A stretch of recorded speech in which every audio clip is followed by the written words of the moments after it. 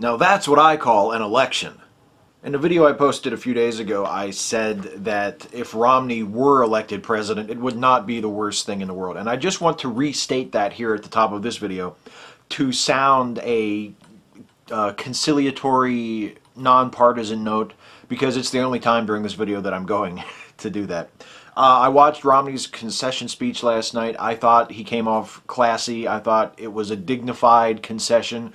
You might be able to look at it and analyze it and look at his facial expressions and his body language and say that it was a little grudging. Maybe that smile seemed a little pained at times.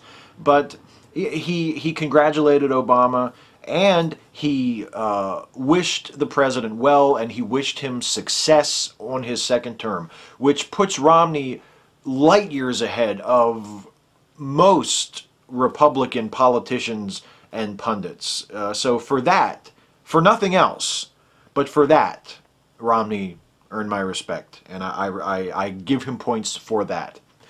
Okay, now, let the crowing begin. So, Obama won. I'm happy. Not happy because the black guy won. Happy because the right guy won. And some other good news, too. Not only did Obama win last night, but unbelievably, you guys who watch Riffing on Mail Call, I swear I'm not making this up, Hagerstown, the county seat of Washington County, the county where I'm sitting right now, my hometown, or at least one of my hometowns, someplace where I used to live, elected its first gay mayor last night. Dave Geispertz is the mayor-elect of the city of Hagerstown, a gay man. And I know maybe it's a little, it's a little tacky maybe to mention, oh, he's a gay guy, we elected a gay mayor, but it's a big deal. Hagerstown, not really known for being a super gay-friendly place, elected a gay man its mayor last night. That's a big deal. And they also elected 4 Democrats to their city council, and the city council is only a 5-seat city council. So that's, again, that's pretty cool. Good for you, Hagerstown. I know I talk a lot of shit about Hagerstown, and Hagerstown deserves it, but good job last night. And even more incredibly, perhaps, even more incredibly than Hagerstown, Maryland, electing a gay mayor, Roscoe Bartlett lost. My member of Congress for the last 20 years, the worthless Republican Roscoe Bartlett, who has never done shit for anybody, who has just kept that seat warm for 20 years and was running for his 11th term, lost. He lost to a Democrat, John Delaney. A lot of it is to do with a redrawn congressional district. There are more Democrats in our district now than there were in the past. I don't care. I really don't care. I will take it. I will take Roscoe Bartlett not being my member of Congress anymore. I can't tell you how fucking happy I am, how pleased I am to hear that.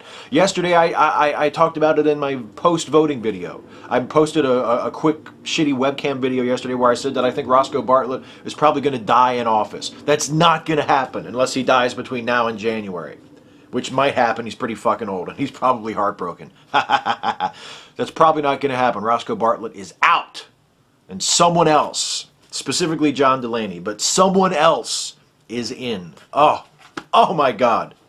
Oh, District 6. Thank you. Thank you. If I believed in a God, I would ask him to bless you. Widening out a bit from my local narrow elections, last night we also saw the election of the first gay senator, Tammy Baldwin, and plus Elizabeth Warren won the Senate race in Massachusetts. She beat Scott Brown, and Todd Akin and Richard Murdoch, the 2 Republicans who became rightly infamous this past election cycle for their clueless, stupid, misogynistic rape comments. Todd Akin was the guy who mentioned that legitimate rape rarely results in pregnancy, and Richard Murdoch is the guy who said that rape is part of God's plan. They both lost. They both lost their seats, and decisively in both cases, and in both cases in states that Romney won. So a big fuck you to those guys, even from voters who probably voted for Romney in many cases. And of course, I have to mention this because I've been talking about it for the last few months. It is a local issue, but it also affects other states, and in fact affects the whole country. Maryland, my home state of Maryland, last night made me so proud to be a member of this community, to be a citizen of this state. We approved our same-sex marriage law. It survived its referendum. It was close. I think it was 52 to 48. But question 6, the Civil Marriage Protection Act, legalizing same-sex marriage in the state of Maryland, survived its referendum challenge. We have approved same-sex marriage by popular vote here in the state of Maryland. And the same thing happened in Maine, and it's close, it's very close, and it could possibly still go another way, although most people have gone ahead and called it. Gay marriage, same-sex marriage, was also approved, again, by popular vote in the state of Washington. And a ban on same-sex marriage in Minnesota was defeated. So all 4 states who had same-sex marriage questions on the ballot last night voted in favor of same-sex marriage. 3 states voted to approve it and recognize same-sex marriages, and 1 state rejected a constitutional amendment that would have banned it. My God, what a fucking amazing, amazing day. I can't tell you how happy I am. I can't tell you how proud I am to be a Marylander and to be an American, to know that this happened last night. That is as good to me as Obama winning a 2nd term. Absolutely. And my state of Maryland, in addition to approving same-sex marriage, we also approved our version of the DREAM Act, which allows the children of illegal immigrants who attend school and live in the state of Maryland can pay in-state tuition to state colleges and universities. That's a big deal. And that won, again, pretty decisively. I think more people voted for that than voted for same-sex marriage, which, again, is encouraging, because I think that's a big deal. I have to mention, even though my state of Maryland voted for what I feel are the right things, and Obama carried our state, and we voted for same-sex marriage, we voted for the DREAM Act, etc., my own region of the state, my county, Washington County, and the rest of Western Maryland voted the other way on all of those things. Romney won Washington County. Washington County voted against same-sex marriage. Washington County voted against the DREAM Act. And that's usually how it goes. And I'm pretty sure Bartlett won the Washington County vote as well. It doesn't matter, because it's the statewide vote, or the district-wide vote in the case of the House race, that matters, not the local total. But still, it's depressing to me, and it's indicative of how little things in my part of the state have really changed. Washington County, Western Maryland, and not just Western Maryland, to be fair. There are some counties in the southern part of the state, some areas on the eastern shore that are also stuck in the 1850s, but mostly it's Western Maryland. It's the panhandle of the state that is the anchor dragging the rest of the state down. That is the region that stubbornly plants its feet and crosses its arms and holds its breath and forces the rest of Maryland to drag it forward into the future. So I just want to say to the rest of Maryland, thank you for dragging my part of the state into the future. I appreciate it. And one last thing, I don't want this to sound bitter. I don't want this to sound condescending or angry, because overall that's not how I feel. I mean, things worked out my way last night. I feel very fortunate, and I feel very grateful to the voters of my state and my country that I feel like they made the right decision by and large. I feel like things moved in the right direction last night. So it's a positive feeling. But I want to tell those of you, especially here in Maryland, who voted against the same-sex marriage law, who voted against question 6, that you should be ashamed of yourselves.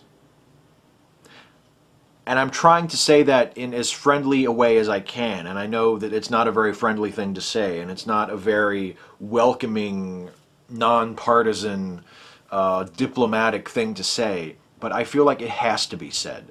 And some of you guys are my friends. Some of you are my friends who I know personally. Some of you are people that I know on Facebook or through YouTube. And I like you, and I consider you friends, and I don't think that you're horrible people on the whole. I don't think that you're people of low character. I don't think that most of you are bigots if we judge you by your whole person. But if you voted against same-sex marriage last night, you should be ashamed of yourself. You should be ashamed of yourself. Someday, perhaps after a child or a grandchild has come home from school where they just learned in their social studies class about the gay rights struggle, about how gay marriage was legalized in Maryland and other states by popular referendum or through court ruling or through legislation or through some other method after a long struggle, and they ask you the same questions that many members of my generation asked our parents and grandparents about black civil rights. Why was it such a big deal? Why were so many of you so against it? It seems like such a no-brainer. Maybe I'm being a sore winner about this. I probably am. I'm probably being a sore winner about this. But the day is going to come when you're going to have to look at yourself in the mirror, when you're going to have to look your child or your grandchild or someone else in the eye who does not understand how you could possibly have opposed something that is so obviously right. And you're going to have to explain to them. And I hope your explanation is something like, my bad. I'm sorry, I was wrong. I see that now. Hey, sermon over. Sorry about that. I had to get that off my chest. That I feel like I needed to say that. I'm sorry if that rubbed some of you the wrong way. But that's just what was on my mind. That's just what was on my heart. Overall, positive. Positive. Good news. Good news. Things are not that different as far as the chessboard. No party took any more control really than it had before. The Congress of the Democrats gained a few seats in the Senate, but overall things are relatively the same in terms of the balance of power. Obama will still be the president. Nothing's that different, and yet when you look at things like same-sex marriage, when you look at things like the DREAM Act, when you look at things like electing the first gay senator, defeating these anti-women, misogynistic Senate candidates from the Republican Party, Aiken and Murdoch, Elizabeth Warren winning the Senate in Massachusetts, even though nothing is really different, in some ways things are a lot different, and in good ways. So I feel very hopeful today. I've got like a post-election glow.